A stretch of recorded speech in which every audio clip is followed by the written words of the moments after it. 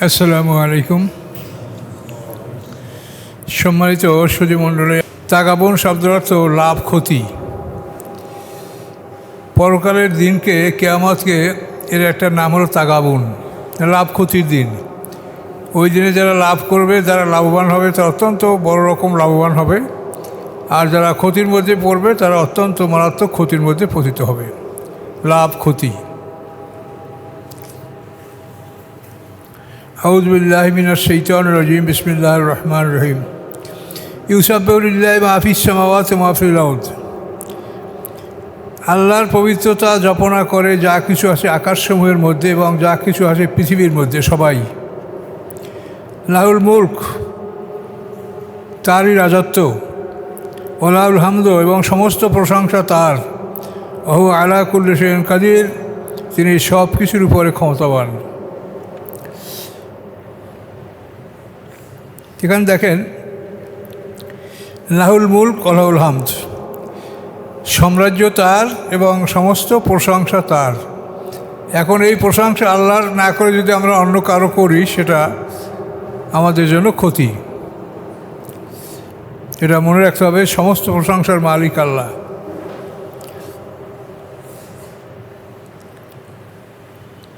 হুয়াল্লাযী খালাকাকুম ফামিনকুম কাফির ওয়া মিনকুম মুমিন। তিনি সেই আল্লাহ যিনি তোমাদেরকে সৃষ্টি করেছেন।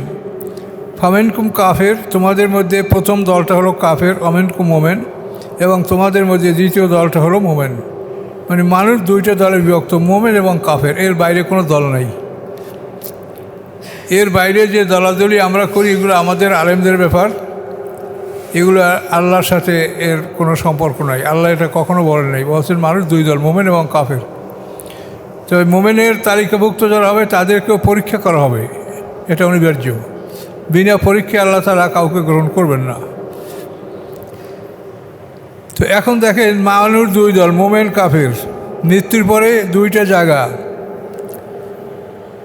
ইল্লিন সিজিনে, এই দুইটা জায়গায় থাকবে মানুষ। মোমেন ইল্লিনে, কাফেররা সিজিনে। বিচারের পরে জান্নাত জাহান্নাম, এই দুইটা জায়গায় মানুষ থাকবে, আর কোনো তৃতীয় জায়গা নেই। তাহলে মানুষ যে দুই দল, এটার প্রমাণ একেবারে আপনি এখন থেকে কিয়ামত পর্যন্ত সব জায়গায় দুইটা। এছাড়া যা দল আমরা পৃথিবীতে করছি, এটা আমাদের নিজেদের রচনা, এটা শুধু আমাদের কল্পনা। যে ব্যক্তি লা ইলাহা ইল্লাল্লাহ বলে, আপনি তাকে মুমিন বলে গ্রহণ করেন। তার ভুল ত্রুটি যদি আপনি সংশোধন করতে পারেন তা আপনি বুঝিয়ে বলেন, না পারেন তো নাই বলেন।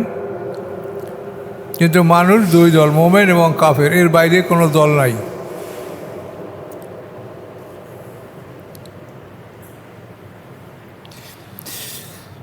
আল্লাহ বিমা তা'মালুনা বাসীর, আল্লাহ তাআলা তোমাদের সমস্ত কর্ম সম্পর্কে তিনি দর্শক। আমরা কি করছি আল্লাহ তাআলা সব দেখছেন। খালাকাস সামাওয়াতি ওয়াল আরদা বিল হক, সৃষ্টি করেছেন আকাশসমূহ এবং পৃথিবীকে সত্য সহকারে। সত্য প্রতিষ্ঠা করার জন্য আকাশ পৃথিবী তিনি সৃষ্টি করেছেন। সাওয়ারাকুম, এবং তোমাদেরকে তিনি আকৃতি দান করেছেন। ফাহাসানা সুওয়ারাকুম, তিনি সুন্দর করেছেন তোমাদের গঠন আকৃতি। মানুষের গঠন প্রণালী আকৃতি এত সুন্দর যে আল্লাহর কোনো সৃষ্টি এত সুন্দর আর নাই।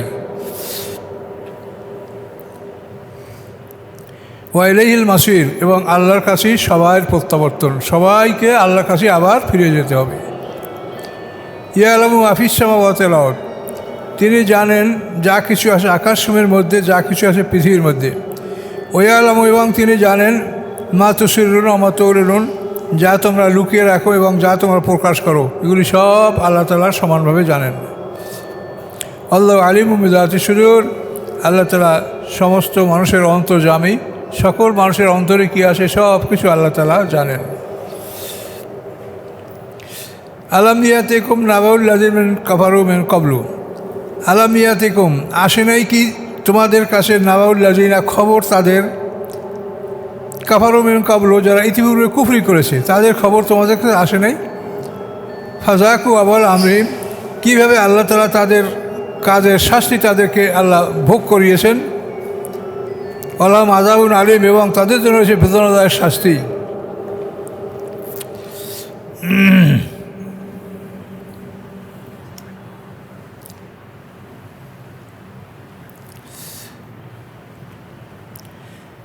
আচ্ছা, তো আমাদের পূর্ববর্তী কাফেররা যাদেরকে আল্লাহ শাস্তি দিয়েছেন তাদের খবর তো আমাদের কাছে আসছে।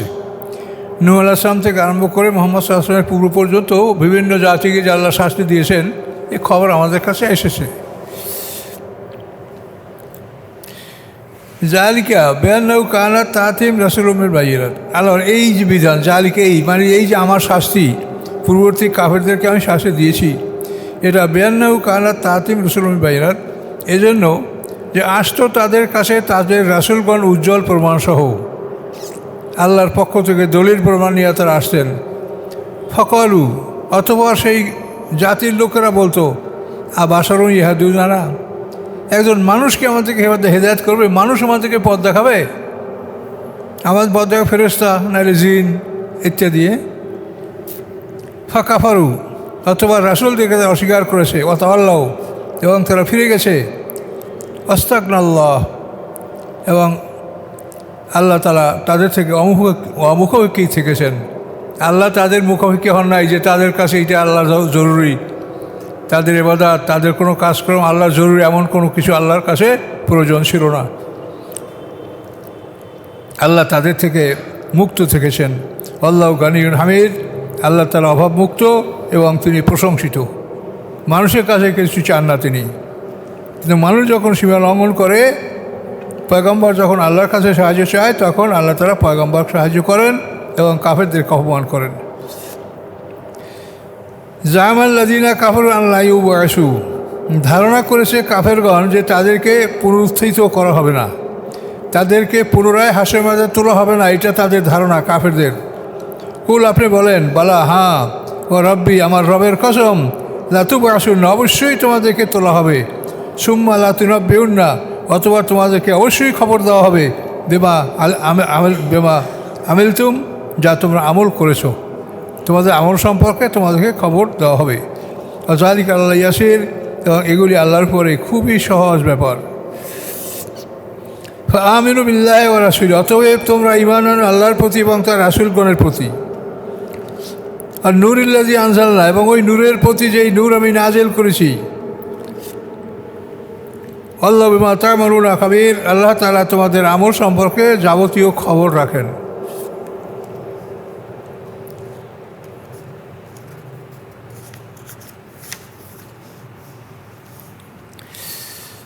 ইয়াউমা ইয়াজমাউকুম লিয়াউমিল জামি, যেদিন তোমাদেরকে একত্রিত করবেন আল্লাহ, একত্রিত হওয়ার দিনে, যেই দিনতে একত্রিত হওয়ার জন্যই প্রতিশ্রুতি দেওয়া আছে, সেই দিনে যখন তোমাদেরকে আল্লাহ একত্রিত করবেন, সেই দিনটা হবে যালিকা ইয়াউমুত তাগাবুন, সেই দিনটা হবে লাভ ক্ষতির দিন।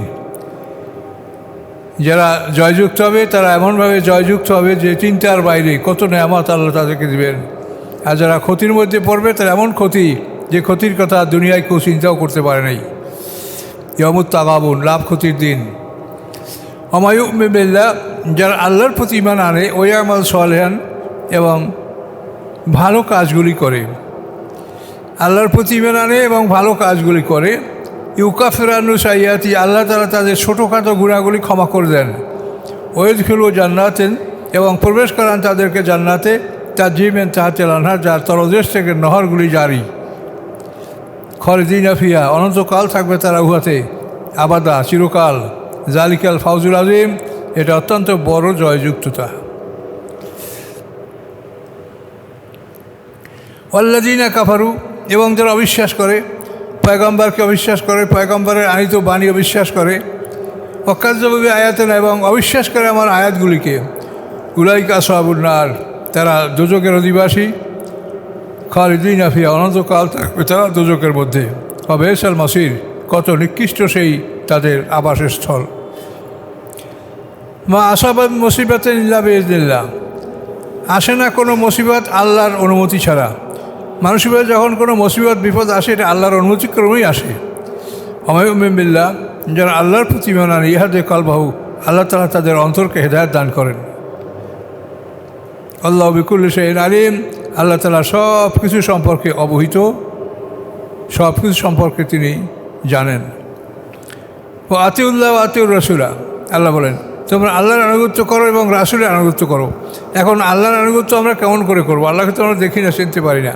সেখানে আল্লাহ বলেছেন সূরা নেশার সম্ভবত 80 নম্বর আয়াতে যে মাইউতির রসুলা ফাকাত আতা আল্লাহ, যারা রাসূলের আনুগত্য করলো তারাই আল্লাহর আনুগত্য করলো। বিরাট কথা, মাইউতির রসুলা ফাকাত আতা আল্লাহ, যারা রাসূলের আনুগত্য করলো তারাই আল্লাহর আনুগত্য করলো। কাজে আল্লাহর আনুগত্য করা এটা রাসূলের আনুগত্যের মধ্যেই সীমাবদ্ধ। যে রাসূলের আনুগত্য কত জরুরি সেটা দেখেন।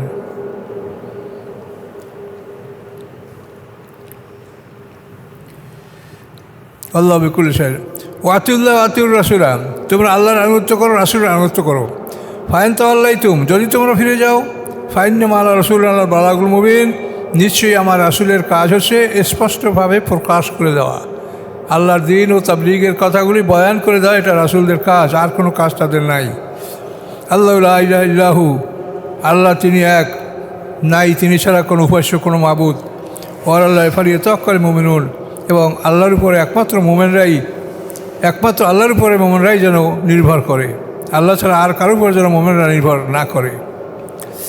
ইয়া আইয়ুহাল্লাযীনা আমানু, হে ঈমানদারগণ, ইন্না মিন আজওয়াজিকুম ওয়া আওলাদিকুম আদুও্যান লাকুম ফাহযারহুম, হে ঈমানদারগণ, নিশ্চয়ই তোমাদের স্ত্রীদের মধ্যে, তোমাদের সন্তানদের মধ্যে তোমাদের দুশমন রয়েছে। ফাহযারহুম, তোমরা তাদেরকে ভয় করো।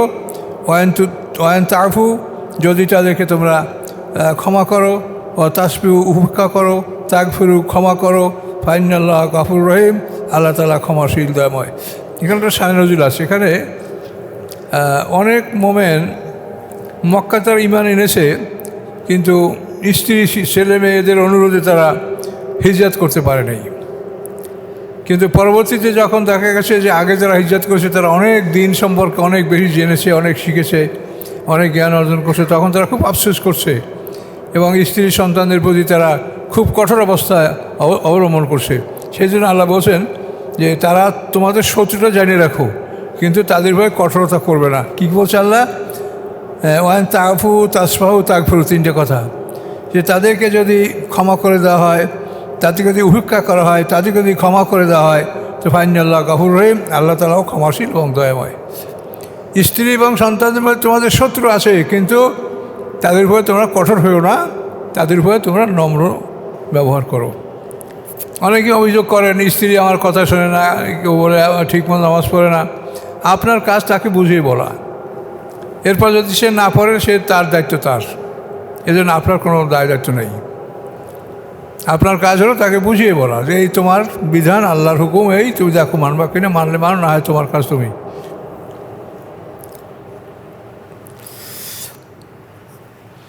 ইন্নামা আমওয়ালুকুম আওলাদুকুম ফিতনা, নিশ্চয়ই তোমাদের মাল আওলাদ এটা হচ্ছে ফিতনা। ফিতনা হলো পরীক্ষার বস্তু, এটার দ্বারাই তোমাদের পরীক্ষা করা হয়। আল্লাহু ইনদাহু আজরুন আযীম, নিশ্চয়ই আল্লাহর কাছে রয়েছে সবচেয়ে বড় বিনিময়।